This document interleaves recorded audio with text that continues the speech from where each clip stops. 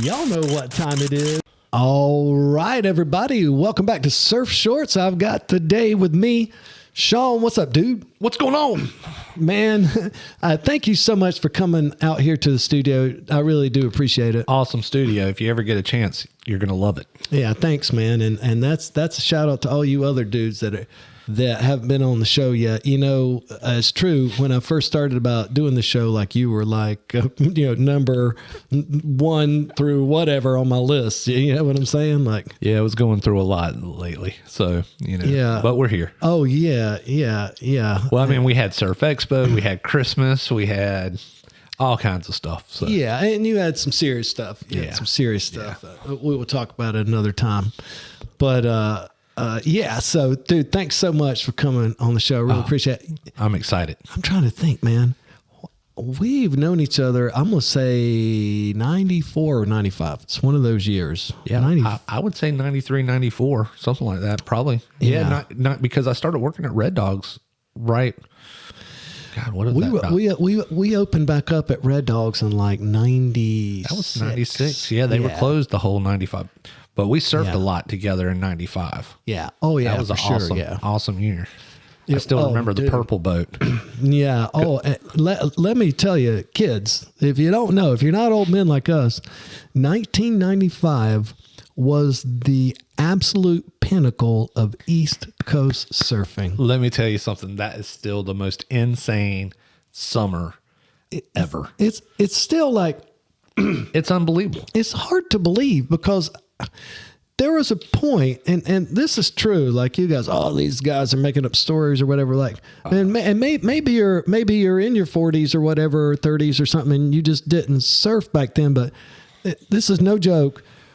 We surfed head high waves for weeks, and it was crazy. That year, I remember it was less than 3 weeks of flat surf for the whole year. It was insane. And I remember you would pull up wherever you surfed at, and I'll never forget. I was looking at I always call it Crystal Pier, but I was looking at me too. I still call it Crystal. I was looking at Oceanic, and I remember it was like chest high, glassy, just A-frame reeling. Yeah, just peeling off. And I forgot who I was talking to, and they're like, "Man, you about to paddle out?" And I was like, "Man, I don't think so, man." I said, "I got to go mow the grass." I mean, you do that today, you'd be like, "Hey, I'm sorry, kids, get a ride." You're like, yeah, grass can get cut next week. I mean, but that's how good 95 it was. I remember I had a friend named Kelly that I surfed with some in 95, 96. He was a good surfer. He was just a little bit on the edge of our group, on the edge of like, I was surfing a lot with Daniel. And Daniel ripped. Dude, I always liked surfing with him. Yeah, me too. He's polite. He's not going to cut you off, unlike Eddie. And he was a good surfer. And Eddie. So like me, Scott, Daniel, all these dudes, like I said, we don't throw around last names. So Lee started surfing with us some. And it was like my 5th day in a row of surfing head high waves. And I think we're at Blockade Runner. And I just like fell off on like 3 waves. Like my muscles just didn't work anymore. I was just burnt. I just got Jello out. arms, man. Yeah, I just went home. And they were like, "What's wrong with you?" I was like, "I'm surfed out, bro." Now, if you remember at that time, I did the repairs for every surf shop. Oh, yeah. I went through that year, and I've always been a pretty big guy, and I was big into airs back then. I went through 54 surfboards that year. What? In 1 year? In 1 year. Well, actually, yeah, you can say that. If anybody else said that, I wouldn't believe that. You remember I was snapping boards left and right. Yeah. I mean, I remember going to Shack for the first time, and the first time I went there, I snapped 2 boards in an hour. I believe it. And then I was like, all right, cool. Especially before it shifted around up there. Man, it would just vacuum. Oh, man. Vacuum off the sandbar. The second time I went to Shack, I took 3 boards with me, and I snapped all 3 of them in an hour. Wow. And I remember my buddy had his backup on the board or on the beach. And I was like, "Man, let me take your board out." And he was like, "Have you lost your mind?" Hell no. I sat on the beach for 2 hours fuming, dude. I bet. I mean, just fuming. And I I told myself I would never go back to Shack because I couldn't afford that island. And I've never been back. I've never been back. I haven't been there since 95. But can you imagine if you didn't make the surfboards and you broke 3 of them? You know, I mean, the thing of it is, you know, I was so busy, I wasn't really riding a lot of my own shapes at that time. Oh, okay. So you broke other surfboards. Yeah. So like I would, Dude. you know, JT would hook me up with Rusties. So I was getting Right. Rusties for like $285. Oh, man, I would love to get JT on the show. You got to get JT. Oh, my gosh. He's a legend. Oh, for sure. Then I would call KR up. Yeah, you could get hookup. Yeah. Yeah, KR was giving me boards for. Now you got to remember these are 90s prices. So yeah. I was getting team boards from him for like $185. Yeah. And it was just like I would go into surf shops and I was doing so much ding repair. Yeah. I could walk in, grab 2 boards, 2 track pads, and just be like, write it down, and they'd be like, hey, no problem. Yeah, for sure. Because I mean, I was doing so much repairs, you know. So I was like, Yeah. But I remember at the end of that year, I just was like, I cannot believe I went through this many boards because they were all, I never fixed them. So I would always just throw them in the back of the building. Now, were you working with Charles at the time, or y'all were competing? We were competing. Yeah. Charles, I think that was the year Charles took off to California. Yeah, that's what I'm thinking, because I remember there was like a vacuum in the ding repair business, and then it was also at a time when every surfboard was dinged and broken. Oh yeah, I'll tell you the raddest. You know, this is old school days. This is when, you know, you still called the surf reports, and I'll never forget. I was getting 256-4353. Oh, I was getting all these phone calls. They're like, dude, have you checked the surf report today? And I'm like, no, why? And they're like, check the surf report. And I'm like, yeah, okay. And, you know, I just woke up. It was probably like 11:45 in the morning, you know, and I'm just like, oh. Crack of noon. Yeah, you know, more noon. And, you know, it was like, so I called the Surf Cities surf shop, and Roy Turner's like, hey, what's going on, guys? Hey, you know, surf chest ahead high, glassy. Hey, if anybody knows how to get up with Shawn O'Donnell, tell him to give me a call. Kirkley's taking off and we need some ding repair work. And like that moment, I was like, I have arrived. Yeah. You know, I was like, I'm on Surf City Surf Report. That is awesome. Yeah, it was great. It was great. Dude, that is so good. But yeah, epic summer. And I want you to look at this. Hang on, I'm going to switch the camera. People, you can watch this on YouTube. All right. This mark right here in between my eyes. I see it. That's you. You made me some 6.2s like the year after this. Like a couple of them where the tail, they were really flat. It was really cool for the time.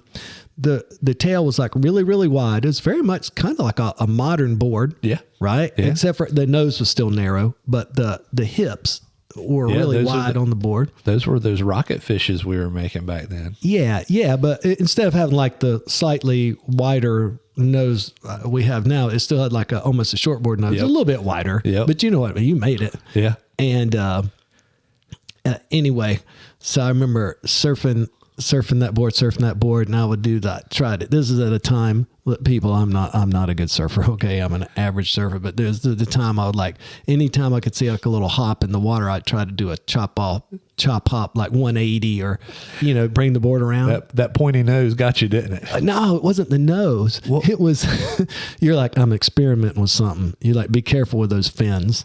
And you were still working out of the shed. You're like, be careful with those fins. I was like, what? He goes, they sharp. I'm just experimenting. I want to see if it make the board work better. And I touched the fin with my finger. I was like, God dang, this thing is a razor. Sure enough, I try my little stupid chop hop in the shore break. The board stops. I bump into the back of it, and the fin hits me right between the eyes. If I remember correctly, you were like, hey, man, I need you to sand these duller. Yeah. I don't even know where I got that theory at. Like, I mean, it makes sense, especially as young as we were. Like, hey, make it sharper. Yeah. I remember what made me quit doing that. I picked up my board. I was surf free. This was before you still had to wear a leash at Riceville, but we were more disrespectful. So it was when I never would wear a leash. And I remember I wiped out in the shore break, and I grabbed the fin, and it sliced me across all 4 fingers. And then I was like, you know what? I think I'm going too far with this. Yeah. So- It's probably the same board. I don't think this board had any logos on it. It was just plain white and glass. And you just like, were letting me ride it. That's it could what have been the same board. That's what blows my mind. It was like, I think I was building boards for like 3 or 4 years before I ever got logos. Yeah, made. I got Sambo to make my first logos. Dude, that's cool. And then Josh at Hot Wax, Josh actually came up with the first SOD logo and everything. And nice. I remember doing that, but like it's so funny now. It's like I look back and it's like with the internet and everything like this, you look at these newer shapers and I'm stoked for them, but I'm like, man, that guy's been shaping for 2 months. He's got laminates, t-shirts, hats. I'm like, what? I'm like, I was like fair. 5-6 years before I even had that, It was like, but it's a great time, man. I mean, it is, like all your marketing's right there. My daughter ran across one of a Surferpalooza 3 poster. Okay. Oh, wow. Yeah. And this is very old. Like the Surfpalooza 5 poster was like in color and like, I think Clean Rodney put it together on like, Adobe or something, which was like really primitive, but it was like, looked pretty good. Well, Surfpalooza 3 poster was a collage, like an old fashioned, like all the pictures cut up and together and it's a black and white. It was cool, man. Oh man. It was very punk rock. It looked like an old Bad Religion flyer for a concert or something. That was what was so rad about the Surfpalooza. Yeah. It was so punk rock and just it was ghetto. I mean, it was super ghetto. Yeah. And so Parker, my daughter who's 14 now, she's like, what is this? I'm like, well, this is an old, poster for, some of my surf videos that I used to make. And she's like, but what is this? Like, what is it? And I'm like, well, you used to cut out pictures. It wasn't like a computer. And then we like laid them all out and taped them with clear tape. And then, she literally was like, ugh. She just rolled her eyes and just like was grossed out by it. How many hours did we probably sit there and cut pictures out of magazines? And laid it out, and you're like, oh yeah, this is it. This is the one. So good. Oh, it was. And then we, you didn't have we didn't have the computers do special effects, so you had to be like Sharpie, $3 at the door. Yeah. Oh, for the Red Dogs flyer for sure. For sure. Here we go. People, I swear we're going to talk about surf trips. So, Shawn, like early 2000s. Right? Nope. 1999 was the very first time I went to California. Oh, it was 99. Okay. Yep. And I do have I have footage of this. It's in Surfapalooza 5. This was, it was an awesome time. My mom and my stepdad worked for American Airlines. So at the certain point of the year, like in December, they would like, hey, this is our leftover tickets. Mm-hmm. You can have all our tickets. And usually I would only get like 1 or 2 tickets. And this year she was like, hey, we got like 6 tickets. And I was like, okay. Oh my God, yeah, so cool. I was like calling all my friends. I was like, hey man, I got these tickets. All we got to do is pay the taxes on it and we can go wherever. So they're like, let's keep it real cheap. So, we stayed at a friend's house in California. Right. So we fly out there for the very first time. Now, flying on buddy passes, you have layovers and stuff like that. So we had a 10-hour layover in Dallas. How many of you were there? There was Dave, Mark, Christy, and myself. Couldn't get anybody else because it was short minute. It was literally like the tickets had to be used by January 1st. Yeah. So you had to have friends that had nothing going on. Exactly. So it was like, it was just so Which random. Is most of our friends. Yeah. I mean, it was like, we put this trip together in like 4 days, fly out to California. And of course, you remember 99, that's when the whole Y2K thing started, So like, all the computers are going to stop working. Right. So it was literally like, we were in California when it turned to 2000. Nice. So I was like, end of the world, baby. Let's do this. Yeah. So we actually went to Tijuana for 2000. And cool, man. We're like, if the world ends, we'll be in Tijuana. So come on. It can't be much different than it already is. Exactly. We're not going to go any further. So we get down there and my buddy's taking me to all these breaks. Mark grew up in California with his brothers. And we could pull up, and he's like, man, I'm going to take you to Blacks. And, you know, Yeah. Blacks. And you're surfing good at the time. Yeah. You're surfing good. I was probably near the peak of my ability at that time. And I was like, yeah, but, you know, surfing East Coast to paddle outs at California, I was like, whew, I'm way out of shape. Oh, like, yeah. I was like, holy moly. So we're standing on top of the cliff, and that's probably, I don't know, quarter mile, maybe a half a mile. I mean, when you're looking down, It seems like it. Yeah, for sure. The cliffs at Blacks, and most people know they're listening, but I'll tell you, the cliffs at Blacks, when you're parked on top, part of the time people are just jumping off of them with like hand gliders. Yeah. That's how tall they are. You see the Very roundness tall. in the world when Yeah, you're you on do, the cliff. yeah, you know, for like, sure, yeah. like I wasn't even near the edge, and I was getting nervous because I was like, whoa, this is the first time I've ever seen anything like this. And so we walk, I'm looking over the cliff, and I'm like, oh, it doesn't look that big. I'll take my 6'2" rocket fish with me. And you remember all my rocket fishes, I had the cut down thruster fin. So, yeah. Remember the scar across the top of my face. Yeah. The younger kids, it would be the GX from FCS. That's right. Yeah. That's right. Yeah. So we get down to the mountain. I mean, we were walking down the hill, and all of a sudden, you know, first thing, it was like culture shock. So we walk out to the opening, and my buddy doesn't tell me it's a gay nude beach. That's awesome. So all of a sudden, this dude stands up naked, takes 2 steps, puts his hands on his hips, starts doing his hips back and forth. Yeah, just stretching, And living just, for the moment. Oh, and just starts peeing. And I'm literally like, what? And then I remember I looked to the other side. Are you thinking at this point, hey, this one person is crazy? Yeah. It was like, turn left. I'm like, crazy dude peeing. Turn right. There's 2 guys jogging. And I mean, I'm just like going, which I had never seen naked dudes jog before. So I was just like, and I can't imagine doing that myself. I mean, dude, the motion. I hate to say it, man. This one dude jogging, he should have been in movies, because that thing was, that thing was bouncing off his knees. I was like, what?